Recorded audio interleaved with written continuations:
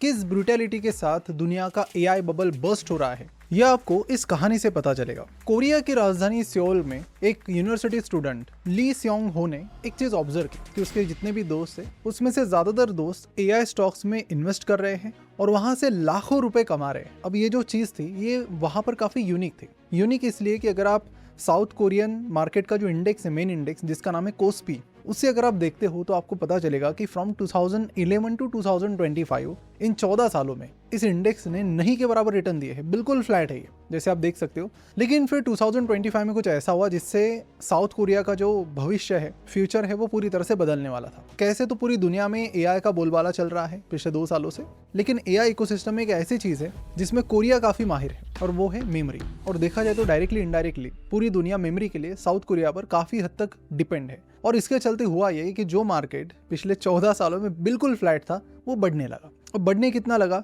तो ऐसा वैसा नहीं, पिछले 1.5 सालों में वो 2500 से फिर पहले 3000 गया, 3500, 4000, ये बढ़ता ही जा रहा है। 5000, 6000, 7000, 8000, 9000। अब ऐसे में ये 3 गुना से ज्यादा बढ़ गया। तो ऐसे में ली स्योंग हो जो यूनिवर्सिटी स्टूडेंट है, उसने देखा कि आजू बाजू में हर कोई इससे पैसा बना रहा है। शुरुआत में उसे लगा कि ठीक है ये टेम्पररी ग्रोथ होगी क्योंकि मार्केट तो कभी बढ़ा ही नहीं है पिछले 10-15 सालों में, तो बढ़ेगा तो थोड़ा बहुत बढ़ेगा, 10-15%, 20%, एंड दैट्स इट।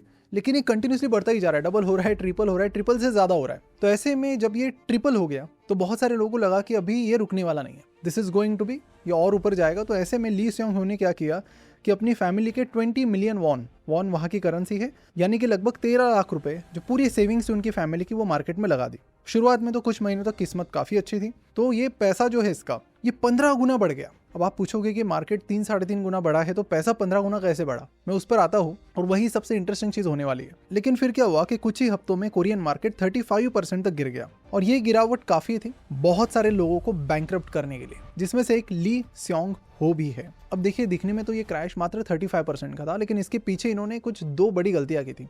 मतलब इनफैक्ट ये जब पूरा चीज सामने आई तो उसके बाद वहाँ के जो फाइनेंस मिनिस्टर है उन्होंने माफ़ी मांगी लोगों से कि हमसे कुछ गलतियाँ हुई। क्या है वो 2 गलतियाँ, उस पर हम डिटेल में आज बात करेंगे। लेकिन बाद में मतलब ये इतना ब्रूटल था क्रैश कि लोग बैंकरप्ट हो गए, पूरी उनकी ज़मीन जायदाद सारी चीज़ें चली गई और फाइनली सरकार को सुसाइड हेल्पलाइन शुरू करनी पड़ी। वीडियो में आगे बढ़ने से पहले आपको बता दूं कि हर साल की तरह इस साल के इंडिपेंडेंस डे पर भी फिनोवेशंस की एक स्पेशल ऑफर चल रही है, जहां पर हमारे ERAC यानी इक्विटी रिसर्च एनालिस्ट कोहोर्ट की प्री लॉन्च ऑफर पर आपको फ्लैट 40% का डिस्काउंट मिल रहा है। अब इस कोहोर्ट में आप क्या सीखेंगे तो शेयर मार्केट के एकदम बेसिक लेवल से लेकर एकदम रिसर्च एनालिस्ट के एडवांस लेवल तक सारी चीजें आप यहाँ पर सीख जाओगे। यानी कि अब उसमें फॉरेंसिक एनालिसिस आ गया, मैनेजमेंट एनालिसिस आ गया, वैल्यूएशन आ गया, सारी चीजें आ गई। इनफैक्ट अगर आप एक बिगिनर हैं और शेयर मार्केट की ज्यादा जानकारी नहीं रखते हो और मार्केट में एक्सपर्टीज हासिल करके आपको खुद इन्वेस्टमेंट करने का प्लान है तो ये कोहोर्ट आपके लिए परफेक्ट है। इस ऑफर की लिंक आपको नीचे डिस्क्रिप्शन और कमेंट बॉक्स में मिल जाएगी। And at the same time ये इंडिपेंडेंस डे ऑफर है, बहुत ही लिमिटेड टाइम के लिए है, तो इसे जल्द से जल्द ग्रैब कीजिए। चलिए बढ़ते हैं वीडियो की तरफ कि लोग ज़्यादा सुसाइड ना करें। इतनी ब्रूटल सिचुएशन फिलहाल वहाँ पर है। हालांकि मार्केट इसी दौरान ताइवान में भी गिरे, जापानीज मार्केट भी गिरे, कुछ हद तक US मार्केट भी गिरा, लेकिन वहाँ पर ऐसा कुछ नहीं हुआ क्योंकि साउथ कोरियन मार्केट ने एक ऐसे इन्वेंशन का, मतलब फाइनेंशियल मार्केट इन्वेंशन का इस्तेमाल किया जो उनके लिए बहुत ज़्यादा बैकफायर किया। 2008 को भी अगर आप पीछे जाकर देखते हो तो वहाँ पर भी कुछ फाइनेंशियल इन्वेंशन हुए थे 1-2, और जिसके बाद पूरा हाउसिंग क्रैश हो गया, बबल क्रैश हो गया, और उसके बाद क्या हुआ पूरी दुनिया ने देखा।